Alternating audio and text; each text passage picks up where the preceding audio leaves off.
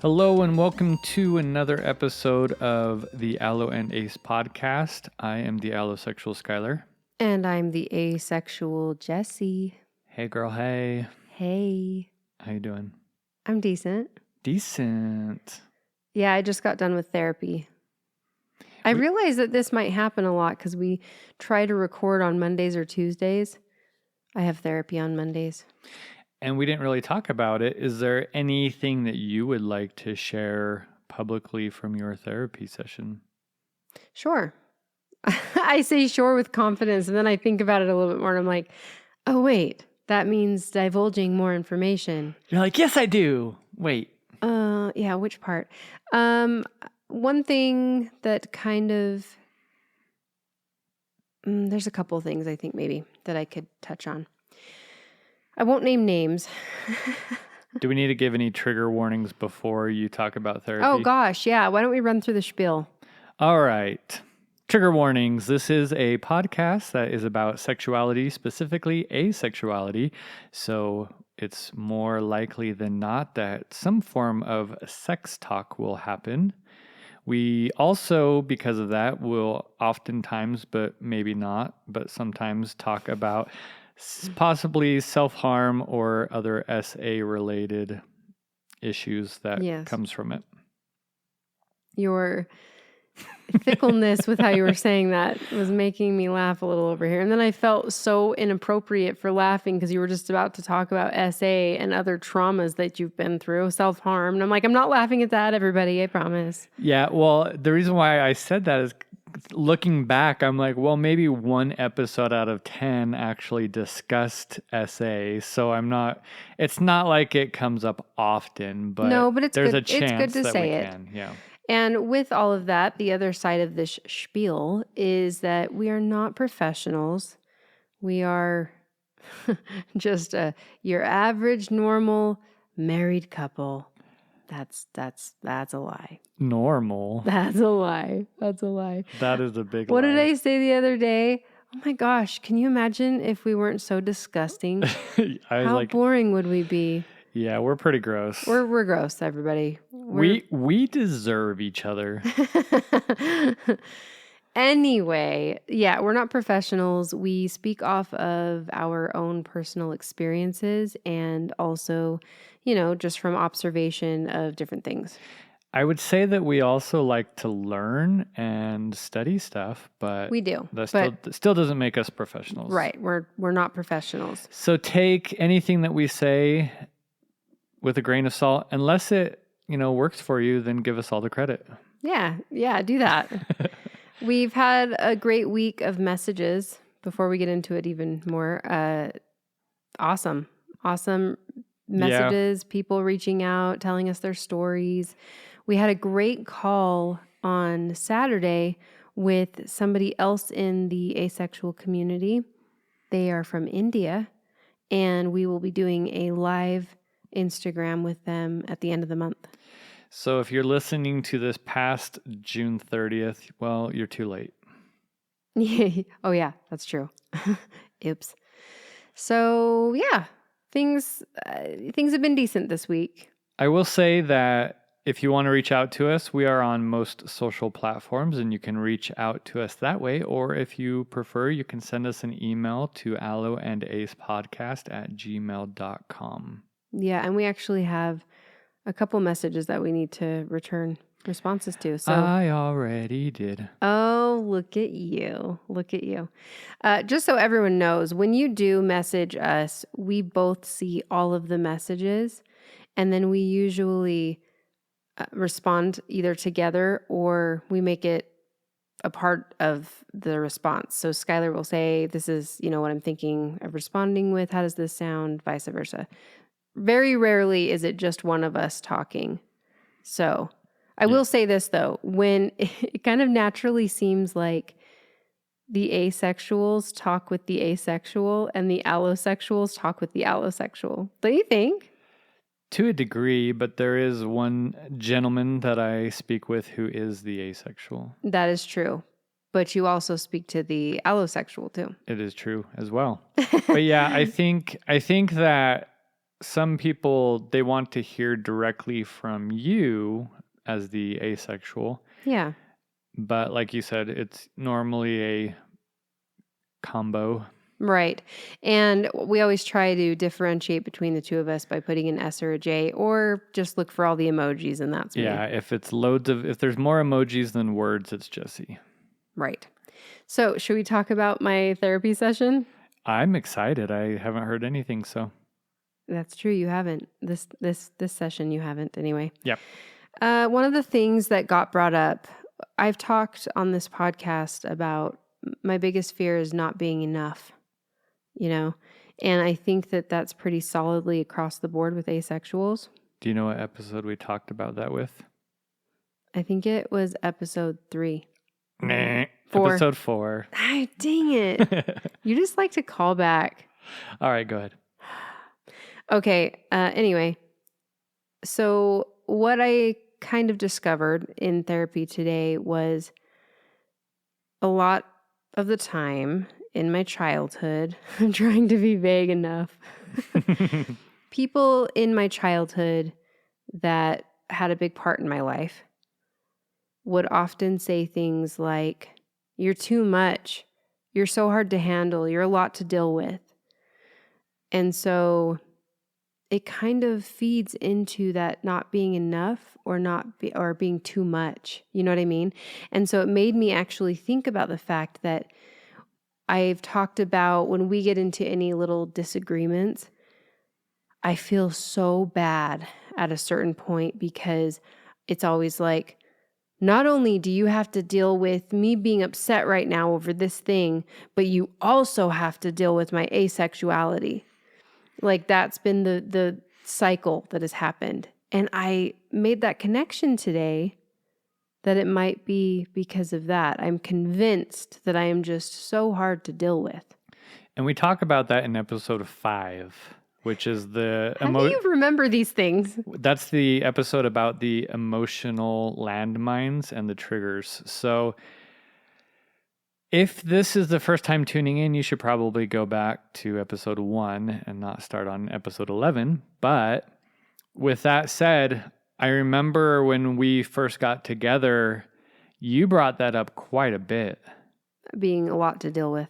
And people telling you that, and people saying to your ex-husband that he's the only one that could essentially handle you. So yeah. Yep. And he might have felt that way. Well, I wonder if somebody says that enough and you believe it, and someone says that to your spouse and they believe it. When do they start believing it? I mean, like that can happen. I think that that you could probably convince me. I could convince you? I'm saying if you think that about yourself so much and you're telling me like as well that you're the only person that can handle me, then I might believe that.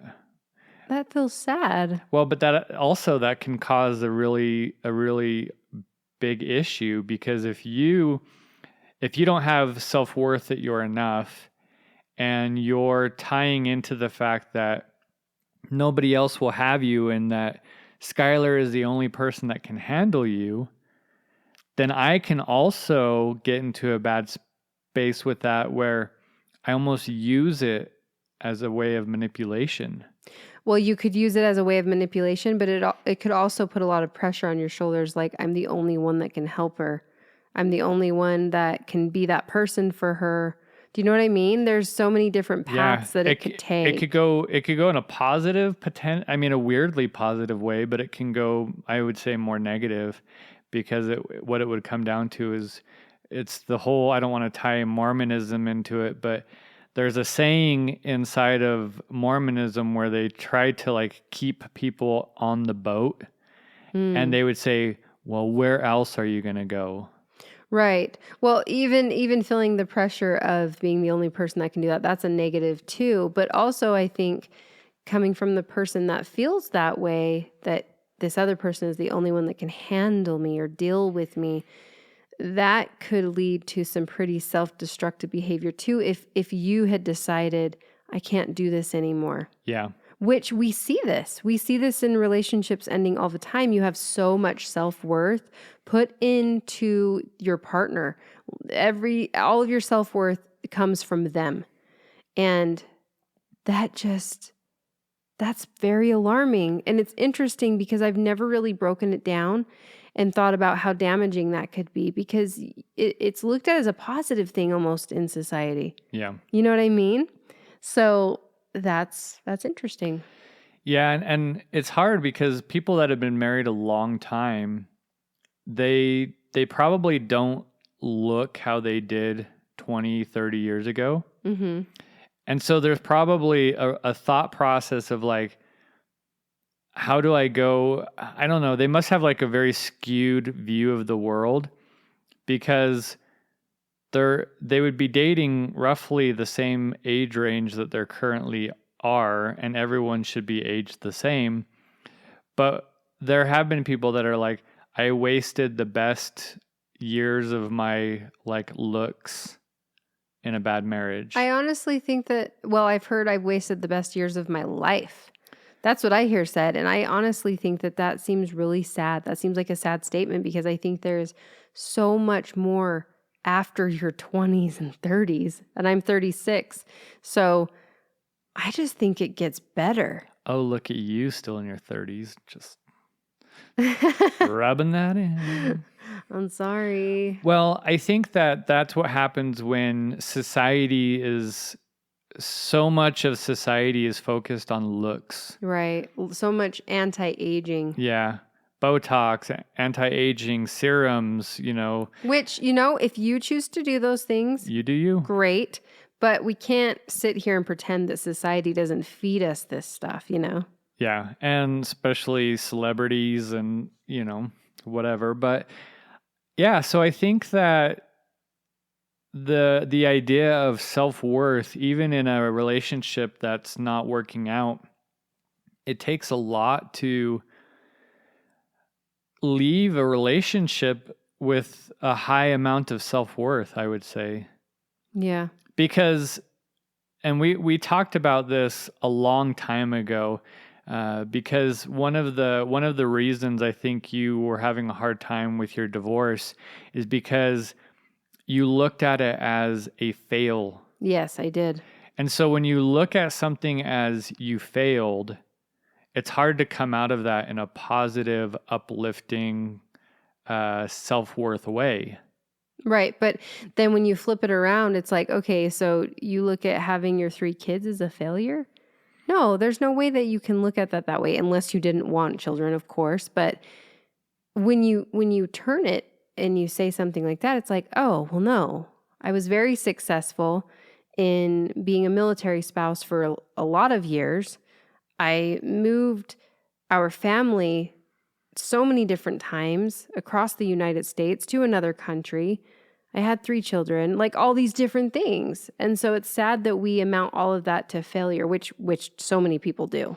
But also looking at getting out of a situation that wasn't healthy as a win and not a failure. Yes, that's huge. That's very big. So there's probably, a lot of people who are in relationships where they are being taken advantage of, or there's a lot of manipulation or getting behaviors that we've talked about before. And knowing when a relationship should end, and not looking at it as a failure, but looking at it as you're moving in a positive direction because you're recognizing when something is not healthy and making the healthy choice to leave an unhealthy situation. Yeah. And this isn't just like my partner's asexual or my partner is allosexual and there is some friction because of that and therefore it's unhealthy. That's not what makes it unhealthy. It's the reaction of situations which make things healthy or unhealthy. Because if Jessi comes out as asexual to me and I react in a way that is not great just because it's such a shock, or I have my own idealistic not method, but like idealistic outlook of what I think a relationship looks like. Just because I, in that instant, react poorly, if you will, it doesn't mean that that is an unhealthy relationship. It's what I do with that knowledge and the way that I treat you afterward. And if I use any manipulation or getting behaviors after that, that determines if it's unhealthy. Mm-hmm. A reaction or a tiff or friction doesn't in and of itself make a relationship healthy or unhealthy. Yeah. So anyway. So that was the first thing that I wanted to talk about. The other thing that I had some realizations on and connected things together was, some of my fears have been seeming like a prude before knowing I was asexual and after knowing I was asexual.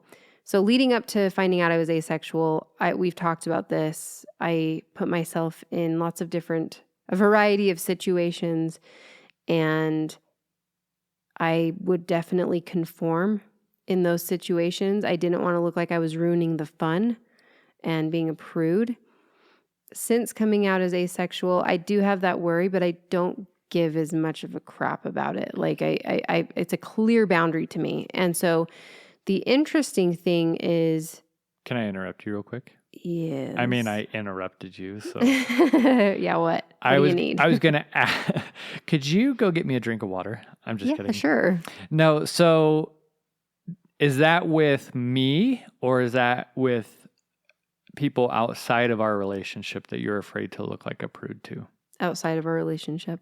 Yeah, I wanted to clarify because I didn't think it was with me, but I could see how that could also happen though. I mean, before I was asexual, maybe hints of that, yes, but not ever really strongly. But we'll actually talk about that after this part of why that could be an issue. Right, yeah. So the interesting connection I made is that I honestly do not like consuming alcohol, and I don't like consuming other substances either. Okay, I'm talking about weed. I'm just going to go ahead and say it. I don't like consuming those things. I don't like the taste of alcohol at all. And I have felt a lot of pressure since leaving my religion that I was a part of to just lay back. Just come on, just have a drink. Try this one. You'll like this one. Because you were what, 29 the first time you had alcohol? I think so, yeah. And I was... No. I was 21, but I had a sip and I hated it. But then at 29 is the first time I ever got tipsy. And I was 37. Yeah. I might have been 30 when the first time I got tipsy. But I've never liked the taste of it, ever. And I always feel this pressure to have a drink. Okay, I will, and I hate it. I don't like the way it tastes. I don't like the way it smells. I don't like the way it makes me feel at all. And the weed isn't as much of a thing because I can easily say no to that. I literally become a mannequin on weed, and in the worst ways possible. I feel like I lose my superpower, and I feel like my superpower is the ability to have great conversations. So it drives me nuts. I've been able to say no to the weed, but the drinking, that is so easy to give into and say, okay, because, people will say, try this one. You'll like this. I'm sure you'll like this. And then you order it and it's awful. And then someone else is like, no, try this one. This one's, and then you're like, why am I even doing this? So I connected it because I realized I don't want to be a prude in that way too. I already got this big old prude, big old capital P for all of the sexualness seemingly, and now, well, she doesn't like to do this either. Gosh, how fun, And so it I made that connection today that there is quite a big fear of that. Well, I think a lot of people, when they're drinking, they either one, don't want to feel judged by someone who's not drinking, or two, they don't want to be the only one who's acting a fool.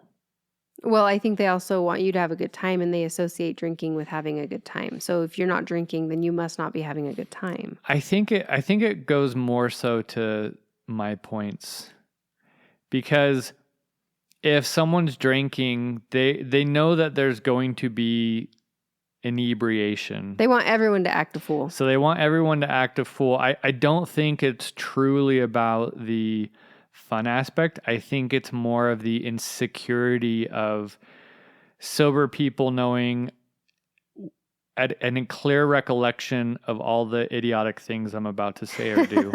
It's true. And I have very often been the only person that's not, drinking or consuming different things. I will say that when Jessi does partake of weed, it is very fun to mess with her, because she becomes a mannequin. Party har. And then I walk by very slowly across from her and I go, "Hi, Jessi, how's it going?" And then someone will walk by fast and I'll be like, "Stop running." She's like, people have stories of me on weed because it is so abnormal. Yeah. In behavior. Can I tell a quick story? Well, I have no idea. So. I'm outing myself a bit here, but I was so excited for the year 2020. Well, that's when I was messing with you with this. Yeah, so. I know. I was so excited to ring in the new year 2020. And it was maybe like 11:45 or something. And a group of people were going out to partake in some marijuana. And why did I say that like that? And they were like, "Do you want some?" I was like, no. And they're like, "Just a little one." And I'm like, "Oh, okay." So I had the tiniest, littlest baby hit. And I was gone. I sat on the stairs inside the house, staring at the wall for hours. And I rang in the new year without knowing I rang it in. And I had picked a theme song that year, and it was Don't Stop Me Now by Queen. But we all know that 2020 was the year of COVID, so right, which is really, even more funny. Really didn't matter because everything stopped. Yeah. But I remember feeling so angry that I didn't even realize that the new year had been rung in, and I was like, "This is the worst feeling ever. I hate it." Every time she's like, "I am never doing that again," which I haven't in a very long time. Yeah, think about it. I can't think of the last time you did. All right, then. So with the drinking, it's way easier to give in. But I'm going to watch those boundaries because I'm not a prude. I'm mother frickin' awesome.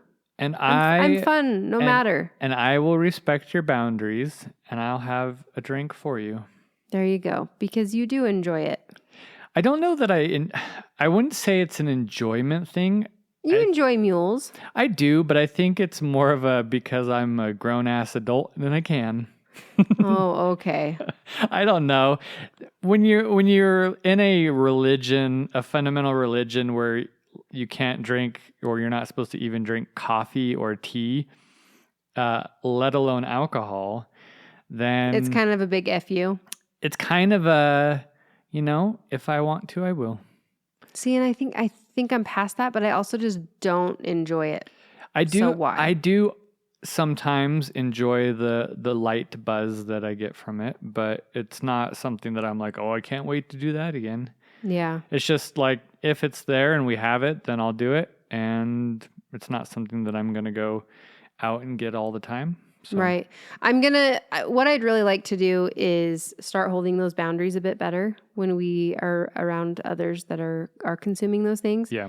And say, "No, I'm good." And show myself that I can say that, and I can still have such a great time just not doing that, And I also want to broaden friend circles too. I want to look into different types of things that don't involve consuming Yeah. in that way. Anyway, it was a cool relation to understand, I'm actually really scared of being a prude in this way too, because I already am such a prude in this other way. I wonder if there is some amount of, when adults have kids and they have to get a babysitter or something, if they're like, we have a babysitter, so we are just going to like live it up. Mm-hmm. But I mean, I guess I also know people that don't have kids where they would go out to the dunes and just like get blackout drunk. Yeah. I never understood that, and I mean, I don't understand that, but... Well, and to make it very clear, I'm fine with others choosing to consume. It does make me sad when I would like to have some really great conversations and others aren't capable of having that because they're too far gone. I will say that we're always, whenever we have anyone at our house, we make sure that they are good. We actually have a BAC tester, so we make people blow into the tester to see where they're at before they leave. We do. And we will stay up with people until 5 a.m. if we have to. Done it twice. Yeah. All right. So that was quite the little sidetrack intro. How was therapy? But I think it was good. I think it was good to talk about those two things. Well, I think they tie into the main topic that we wanted to touch on. Yes. Because some of that, comes into play. It does. It definitely does. And one of the reasons we chose to talk about this today is because we have seen it several times over the course of figuring out that I'm asexual from myself and from others as well. And so tonight, this morning, whenever you're listening, we are going to be talking about imposter syndrome and how that feels from an asexual's perspective and how that feels from an allosexual's perspective. And if you don't know what imposter syndrome is, a lot of people, they experience this with jobs or even, people who are artists or musicians. And basically, you're given this role as a manager for the first time, and now you have to manage people. And you feel like such an imposter because you don't know what you're doing, but you're supposed to act like you do. And so it's a common phrase called imposter syndrome. When you feel like you're not quite there yet, or you question yourself. Your ability or your credentials and why you are there. I would just like to say, though, in a job sense, does anyone actually know what they're doing fully? I don't think so. I think a lot of people are winging it. There's always someone else to push it to, right? Well, with this, you can't push it to anybody else. No. That's the thing. When it comes to self-discovery, your sexual orientation or your personal life, you can't really delegate. There are people that just refuse to even acknowledge.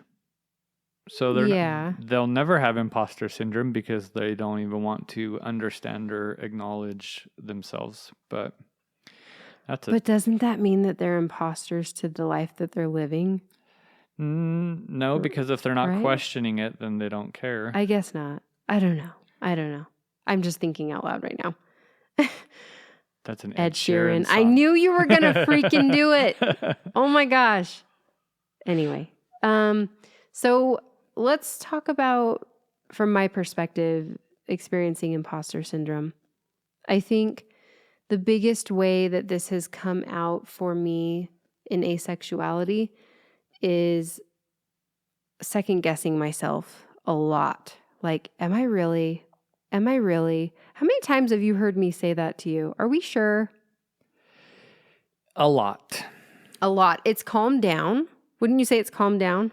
Yeah. Well, I was going to say there's people that do this with other things like, I don't know, astrology or different things where they'll be like, that's totally me. And then they'll read something else and be like, that's totally me. And they'll read another thing and be like, that's totally me. And so with asexuality, you might read one thing that says this is what asexuality is, and you're like, that's me. And then you're like, but is it? Right. So what I found myself doing a lot was trying to test myself which sounds bad. Like you're scoping people? Well, what I would do is I would say, are we sure? Am I really? And so I'd go through this mental process. If I was like out in public or watching a show, and this feels so dirty to me, but I know others do it. I know other people do it all the time, but You're like allosexual. I don't even know what you're going to say, but I'm sure allosexuals do it all the time. okay, yeah, that's what I mean. But like, are they really? Are they really? Because that seems so crazy to me. Honestly, that seems like there's no way. That's so exhausting. So anyway, I try to check people out, and no. So I'm just going to say, I'm just testing myself, babe. I'm just testing myself. No, that's the thing. I know that people check people out, but the way I'm checking them out is so not like that, Like you're like trying to think dirty. Well, I'm trying to think, would I want to see that person naked? And I'm like, oh, like I'm instantly like, oh. I don't think that's the way that the thoughts go with non-ace people though. Yeah? I don't look at someone and be like, do I want to see them naked? I don't think that's... Well, I think, okay, but you are in a very monogamous relationship with someone that you adore. And so maybe your brain just isn't there. But if you were walking and there was a real good looking person, you're telling me that you wouldn't be like, oh, it'd be fun to hang out with that person. But, hang out means a variety of things, if you know what I mean. Netflix and chill with that person. Hulu and horseplay? Horseplay? You did not just say that. Pillow fight. I'm not here to shame anybody, but horseplay? I don't know. Okay, wait, whoa. My asexual brain. Were you talking about like roughhousing? Yes. I thought you were talking about like horse porn. Oh my gosh, horseplay. I don't even know if we should take this out. Why don't we just leave it? Because I'm so disturbed right now. Wow. Leave it to her. Oh man, I feel a little embarrassed. Someone's going to read the transcript of this and be like, horse porn? What the? Horse? Ew, I'm so grossed out. I'm sorry. No. Okay, but really though. It's called bestiality and it's illegal. As it should be. Oh. And now I'm thinking about some stories we've heard. Oh, no. Nope. We're not doing that. Okay. So my whole thing is like I try to look at someone as if like, do I want to be physical with them? And I'm not just meaning like, do I want to have sex with them? No. A lot of people, I think, would say no to that. But would it be fun to make out with them? We'll go light here. And it's still just like, no, I don't want to. I don't want to do that. I'm trying to like check someone out in the way that a sexual person would check someone out. Well, what's funny is before you were asexual, that was kind of your reference of sexualness. What do you mean? Would I make out with that person? Oh, that's what I used to say. Yeah. Yeah, which is so funny because I would never, ever, ever, ever say, would I have sex with them? Like, no, that wouldn't even cross my mind. It's more like, would I want to make out with them? No. For a minute? No. I'm making out. Nice callback.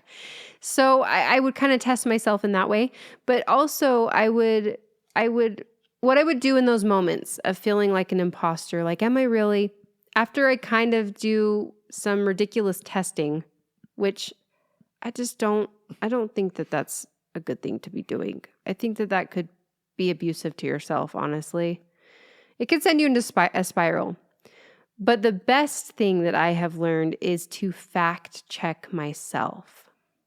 But you also have to be careful with fact checking yourself. And the way that I do that is I think about my past experiences. I think about my childhood. I think about these different indicators. And I'm like, oh yeah, Yep, that's definitely asexual of me, very asexual of me, and it helps me ground myself. The reason it can go bad, though, is if you start thinking about the relationship that you're currently in and you think, do I look at my spouse this way? And then you're reminded that you don't. And that in certain circumstances, that can really, really make you feel bad again and cause a spiral. So be careful with that. I don't recommend fact checking with current relationships. I recommend fact checking in general with things, like how you feel in general about something, or past memories as a teenager, maybe. And that has helped me ground myself. What are your thoughts on that? Yeah, I think that, I can certainly see where you could feel bad with your partner because you know that that's what they would want. Right. And It so reminds you of the not enough thing. yeah, remember how my partner wishes that I was sexually attracted to them and I'm not, and that sucks. Yeah. Yeah. And some things can happen if you let this imposter syndrome manifest too much. I understand having moments of imposter syndrome, and it's so easy to slip into that. But if you sit there in it for long enough, it could lead to a few things like invalidation of your identity. You may feel like asexuality isn't valid or isn't understood by others. A big one is the pressure to conform. Why? Can you, just think about that. Of course, if I'm trying to test myself, I'm going to put myself in all these situations. What did I do? I literally did that. I think that especially people who have been married for a while, the first one that you said is tricky, or it can be hard for people because a lot of relationships start out sexual because that's what you feel like you should do. And even you might even enjoy it to a degree. And so when you go 10 years down, 5 years down the road, however long it's been, and you're like, well, we were very sexual. And your partner might even say, you were very sexual in the beginning. What happened? And so it can be probably pretty difficult to say, I've always been asexual, or how do I know that I'm asexual? Because that is true. We were very sexual in the beginning. And so what if it is something like, a hormonal thing or whatever? Right. But then you have to fact check that and be like, all right, let's look at the sexual attraction versus action. Yes. And that's what made me so confused. I was convinced. I was like, yeah, but when you and I were first together, no, that didn't actually have to do with sexual attraction at all. That had to do with being starved for affection in any way. Yeah. Another way it can manifest is comparison with others. And even in the asexual community, because you have the sex favorable down to the repulsed. Yeah. Well, it can have a comparison in different ways. So within the asexual community, you may not feel like you're asexual enough. So that could make you feel like an imposter right there. And then also with others, with the world around us being so sexualized, that could also make you feel like an imposter as well. So yeah. And then all of that can lead to some pretty damaging internalized messages. Well, and it's like this loop. It can really cause issues with your boundaries and also with your partner, because you can then say, well, 2 months ago you had these really strict boundaries, and then now you're changing that. And then 2 months later, you're going to put on these really strict boundaries, and then 2 months you're going to change it again. And we saw that. And it'll make your partner potentially question even further whether or not you're truly asexual or if it's a them problem. Right. But the thing is we experienced that ourselves with all the different things that I tried doing to sexualize myself. But Of course, I didn't know. Yeah, at that time you didn't know. I think we're referring more to having at least a pretty good understanding or feeling that you could be asexual and then failing to own it completely. Yeah. And putting yourself in situations, even with your partner, where you normally wouldn't have, and that causing confusion with them, even to where they start not believing it either. And then it just becomes are you sure? Like, you keep going back and forth, so I don't even know what to believe anymore. Yeah. And on that note, there is an asexual umbrella for a reason. There is a nice big spectrum, within the asexual community. And so I think it can be pretty easy to fluctuate in there and be fluid. I think some people aren't fluid with it, and it's very clear. I mean, I thought I was demisexual for almost an entire year. I was very much so like, no. What's funny is we knew that demisexual was under the asexual umbrella, but that didn't make me look into asexuality further. No. It didn't. I completely ignored the fact. I was like, nah. I think I looked into it more than you did, but I tried to stay on the demisexual side of things. Is that because you felt like I was so confident in being like, I'm demisexual? Well, I mean, I can only go off of what you're saying. So if you're telling me that there's something with me because of the emotional connection we have, that's all I have to go off of. Right. Yeah. So just be patient and loving with your partner or future partner in their journey, because it honestly is like peeling back so many layers. And, you find yourself kind of testing the waters here or there with how you feel. And sometimes you have such strong indicators for certain things, and other times it's a bit wobbly. Well, and I was just gonna add that there's a reason why there can be a lot of confusion, because when you have, for instance, a woman who is lesbian, she knows that she is most likely romantically and sexually attracted to women. Mm-hmm. It's easy for her to understand that. It's when you have a lack of something that can be difficult. How do you explain what salt tastes like to someone who has never had salt? You can't do it. You can't say it's salty, because you can't say it's hard to explain that. So yeah. So even as yourself, how do you know that you're not sexually attracted when you don't have any concept of what sexual attraction even means? How do you know what romanticism is if you've never felt romance and you don't know what that means? And so you're watching TV or movies or your friends' experiences, and you're not fully understanding what those experiences are because you don't feel them. Well, and on that note, I said something to you in the car this last week. I said, I really, truly thought everyone was pretending around me. Yeah. I really did. I was convinced.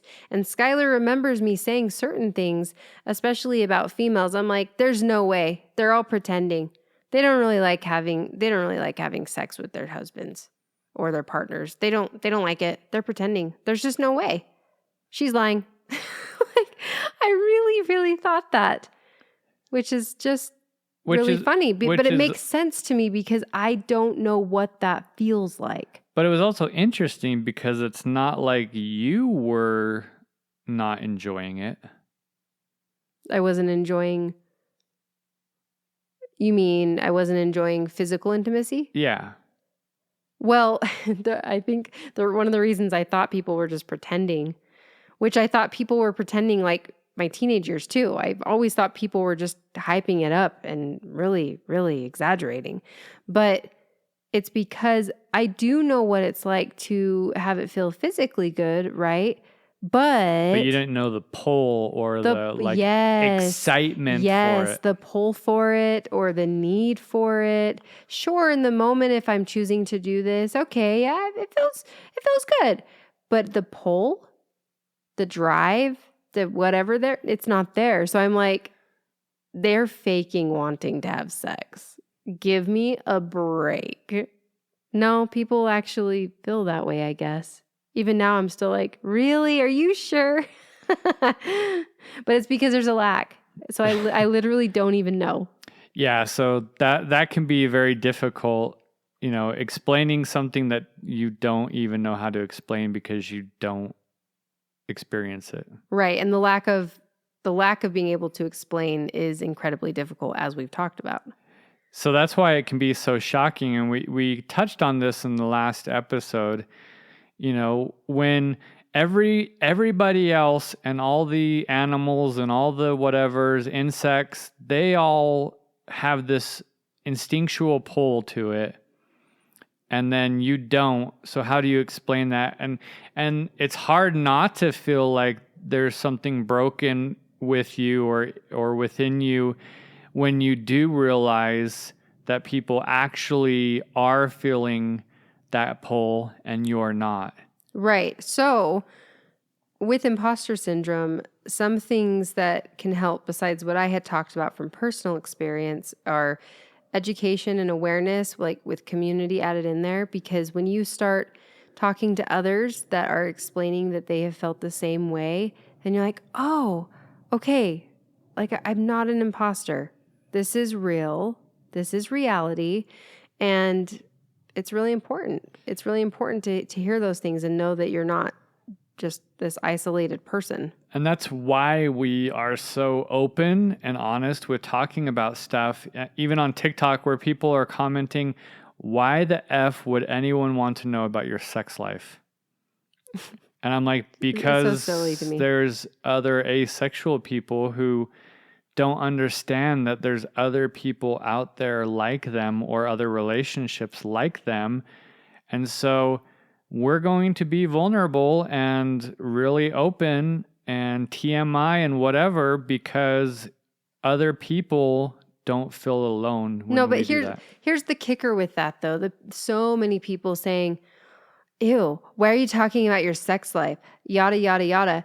The thing is they all want to talk about sex all the live long day until it's an asexual couple talking about sex. Like, that's what's so funny to me. They love it. Well, everyone loves talking about it. They also watch movies and shows that have sex in it. Right. Authors. But my gosh, sex therapists. When a guy that's married to an asexual starts talking about his sex life, wow, how dare you? Yeah, so the gall. Those comments are always dumb, but they are. But it is silly. It's almost just like you do realize that everything around you is sexualized at all times. You're just uncomfy with our comfy. That's really what it is. And obviously self-acceptance can get you far, but how do you get there? How do you get to self-acceptance? I think just owning your emotions and filling all the things out. And then obviously I'm going to put a shout out in there for therapy. If you can find a good therapist that is affirming, do that. That will help you. It has helped me so much in the last, 3 months that I've been doing therapy now? Yeah. 3 or 4 months. Well, and also when you're looking for a therapist, it's not a negative thing to ask them if they have experience with asexuality and not in a way of trying to fix it. Yeah. Because the first therapist you talked to, she specifically said, I don't have a lot of experience in this. And so she recommended that you looked elsewhere, right? Mm-hmm. So don't be afraid to, if a therapist is trying to fix you, it's not a bad thing to drop them and go somewhere else. You don't owe them anything. No, you don't. And you really need to get a good match for a therapist for sure. Setting boundaries with your imposter syndrome, this is going to be a tough one because you have to set boundaries with others and you also have to set boundaries with yourself. And what I mean when I say that is that my little tests that I'd put myself through, you have got to put a boundary up with that. You just do. If you start to feel yourself testing yourself like that, go back to the other things we've mentioned. Fact check yourself in a way that is affirming and loving towards your asexuality. And I think one thing I can't remember who exactly brought this up, but I've seen it multiple places on, Instagram or elsewhere in the queer community. But you need to, and this isn't, and I guess you don't need to, but if you're comfortable, it's time for queer people to stop saying I identify as. I know, and I am guilty of that. And just say I am. So if you're a trans man, just say I'm a man. If you're you don't identify as lesbian, you're lesbian. You don't identify as asexual, you are asexual. Well, you wouldn't say, I think that it's interesting, the trans man comment. I think some could feel that it's actually very important to say that I am a trans man. I just mean that when you say identify, you're simply saying cut out the identify part. It really makes the people who aren't supportive of the queer community say then it's a choice. Because I could just say, well, I identify as a female today when I'm not actually, because I'm just identifying as. Yeah, and we do hear that. So, don't give the naysayers the ability to point out that you're making a choice. If you believe and you know that you were born that way, that you've always been that way, then there's no reason to make people question it as a choice. Just say that you are and own it and accept it if you're at that place where you can. Right. And also remember that it's not your responsibility to have to educate everyone around you. Obviously, if you feel comfortable having those discussions, then great. But if you're in a conversation that is not good for you, it is so okay. It is great, actually, to say something like, I'm not feeling comfortable with this conversation any longer. I'm going to have to remove myself from this conversation. Thank you. Yeah, that brings me to a discussion I was having with one of my friends, and we'll just call him Cutie. Because he is a cutie. He knows who he is. He knows who he is. And we're talking about therapy surrounding, pronouns and the such. But I think it can apply to your sexual orientation as well. And the therapist said, those who love you, there's three types of people. Those who love you and will respect your pronouns, those who love you and are willing to learn but struggle, and those who don't love you and don't want to learn. It's not your responsibility to educate everyone because many people don't want to be educated. And then further down, if you focus all of your time and energy on the first two people, that's where you'll have the most rewarding relationships. So the people that want to be negative about your asexuality or any other aspects of you that you have, they are going to be the ones that are just a waste of time and a waste of energy, even if they're family, even if they're quote unquote friends. But the people you have to have boundaries with people like that is really what it comes down to. But the people who do love you and want to learn and want to understand who you are, they're going to be the ones that are going to try to do better and try to respect you, not in a difference of opinions, but in an actual way where they're like, I want to understand this about you more, and I love you, and so I want to make sure that I'm fully understanding and accepting of who you are as a person. Yeah, I think that's great. One of the things I said just a little bit ago, I was talking about education awareness, and I mentioned community, and I'm just going to touch on that one more time to finish up my portion of imposter syndrome, and just say community can help so much. And I feel so appreciative and loved with the little community that we've been creating with the podcast. So please, please, please reach out. Talk to us. We want to hear from you. We love messaging with our listeners. Let's build this community even more and help with this imposter syndrome that is running rampant. So the other part to this, which isn't going to take that much time, but there can be some imposter syndrome on the allosexual side as well, because I'm in a relationship that is near sexless as a sexual, quote unquote, sexual person. So what does that mean for me? What does that mean for my identity? The problem with that, though, is that that's usually tied to sex. And I actually posted something on Instagram today regarding that subject, because people have said many times on TikTok and other things about how, that I look unhappy and you can tell that he's miserable, even though no part of that TikTok was I showing any signs of unhappiness or misery. They can just see it in your eyes, Skylar. The lack of sex. And so I made a post on Instagram today that says, happiness is not defined by sexual attraction. And with that, the caption, I said, people want to say that there isn't any way that an allosexual partner in an asexual relationship could be happy if their partner isn't sexually attracted to them. I guess I must be the happiest unhappy person in the world. And the problem with, I think it's going to be more of an issue where you can allow, as an allosexual, you can allow the imposter syndrome put negativity into your relationship that shouldn't be there, that doesn't need to be there. Because if you start looking at, well, does that mean that I'm not a, in my case, I'm speaking as myself, but as a straight heterosexual man who's married to a woman, if my wife doesn't want to have sex with me, like, what does that mean for me? What does that mean for me as a man who's supposed to be sexual?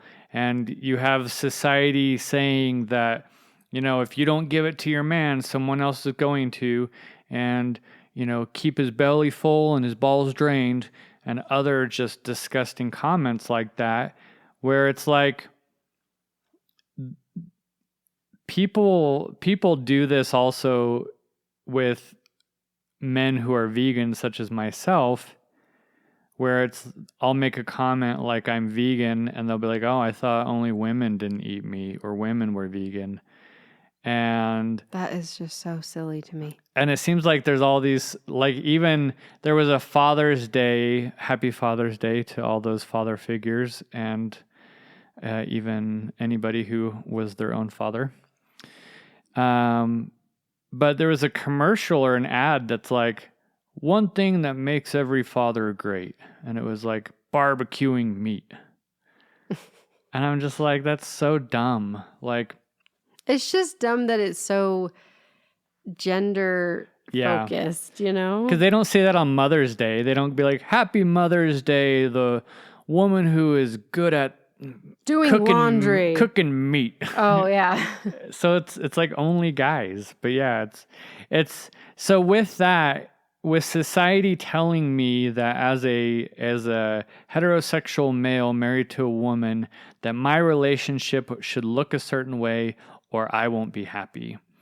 And if I allow that to rule my thinking, then that's going to only progress the negativity in the relationship, and it's going to keep me from using all the other forms of intimacy to connect with my wife. And so you have to be really careful if you feel like you're missing out on something because society is telling you that you are. Now, if you truly, and we've talked about this, if you truly have that as like something that is a deal breaker in your relationship, then it is what it is. Yeah. I have a question for you. On the spot. On the spot, baby. Do you ever feel like an imposter as an advocate? Do you ever feel like I am not being as good of an advocate as I could be? I am an imposter. I don't think so. That's good. Because I think I do a really good job at being an advocate. You do. You are very good at it. But I could see you, if you have struggling moments where I don't even know what, Well, when you have to work through something that kind of takes you by surprise or something that I talked hurts. I talked about it in the last episode, like wearing my Be Proud shirt. I just didn't want someone to think, I didn't want anything to be taken away from you. Right. But can you see, okay, for instance, that moment when you asked me, so you're not sexually attracted to me? And I had to think about it for a second and realized, oh my gosh, no, I'm not. I'm talking about those moments when something is like, oh, okay, where you have to work through something. Does it ever feel like you're a little bit of an imposter as an advocate because you're having to work through something instead of just automatically being like, that's great, we're good? Do you know what I mean? You see how that could happen? I can see how other people could certainly have that. Yeah. Okay. I just wondered if you had experienced that, but we're pretty full blown into this experience. So I personally haven't. I think that maybe in the beginning it wasn't so much as like a imposter of advocacy. It was more so of just self-reflection of why I held so much and tied so much into my thoughts around sexual desire and okay, sex. wait. So I have an added question here. Where did you have imposter syndrome being the feminist man that you are? Like I could see you having self-reflection and thinking like, man, I am like a feminist man. And I had it kind of wrong here with a bunch of this stuff. I can't believe that my feministic thinking had me there where I was. Yeah, I think that you have actually said this in the past. Uh-oh, what did I say? You have said like, I can't believe you said that for someone who is such a feminist and someone who always says this or that. I can't believe that in that moment you chose those words to say. Yeah, because it seemed interesting. Yeah. Right. So I could see that with you. I could see that one with you. But I think both of us could see an imposter syndrome happening for the allosexual if they have moments of having to work through things, like they're an imposter with being the most So caring. supportive. Yes. If you have to work through something, but it's completely okay and normal for you to have to work through some of this stuff. This is a lot. Yeah, and we've talked about this before, where a lot of couples, there is a lot of tension and negativity and everything else around it, but there's no name for it and there's no finite like label or whatever, meaning there's a chance that it'll get better.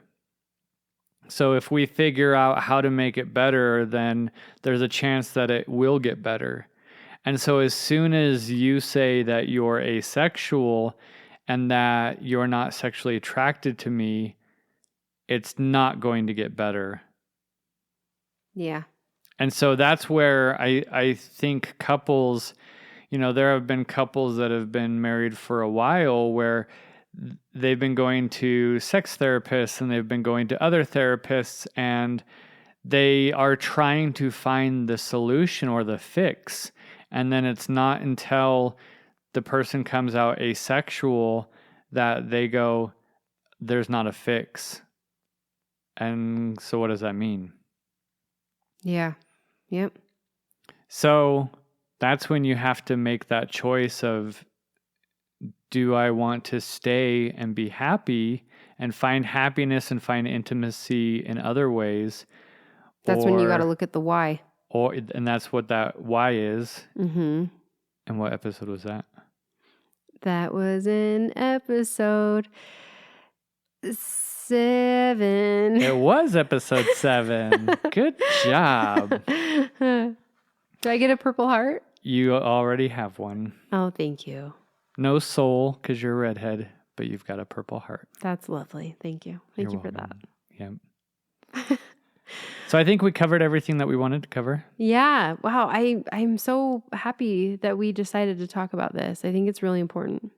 Yeah. And I hope that all of you listeners have enjoyed kind of dissecting imposter syndrome and related to it in one way or another. So please reach out and let us know what you thought. What nuggets did you get out of this, if any? Even if they're shit nuggets. Shit nuggets. I think that we're on all the platforms. Yep. You can email us at alloandacepodcast@gmail.com. And we have a couple resources on the website as well. And yeah. What about, wait, did we talk about the giveaway at all? When are we doing that? I don't know. You have to come up with it. So you figure that out. Okay. No, it's not the woman's job. We will figure it out and get back to people.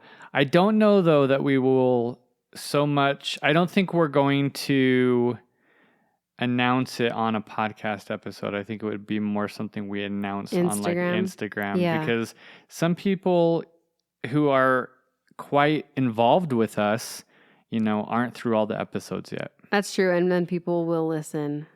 So I don't know. I don't know what we're going to do, but we'll do stuff. But it's going to be great. The other thing, too, is if you want to help support this podcast in any way, you can go to the alloandace.com website, and there's a Buy Me a Coffee link on there if you so choose. And yeah. That's all we got. Yeah, that's all we got. We hope you enjoy it, and we will talk to you later. Love you guys. Bye. Bye.